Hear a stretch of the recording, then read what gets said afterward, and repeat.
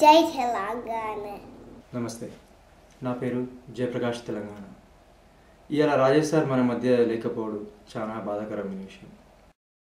Rajesh sir దగ్గర నేను నేర్చుకున్న విశేషమైన విషయం ఏంటంటే, కళాకారుడు రోజువారీ విషయం వల్ల కనబడని అందాన్ని తన మనసుతో చూసి అంతకంటే అందంగా మనకు చూపించుడు. నేను ప్రొఫెషనల్ ఆర్టిస్ట్ని కాదు, ఒక అమెచ్యూర్ ఆర్టిస్ట్ని. ఎటువంటి ఆర్టిస్ట్ అయినా కానీ తను ఎన్నుకున్న సబ్జెక్ట్ల ఇంటెన్సిటీని రాజేష్ సార్ చూపించినంత గాఢంగా ఇంకెవరు పనులలో చూడలేదు. రాజేష్ సార్ తెలంగాణ చేసుకున్న అదృష్టం.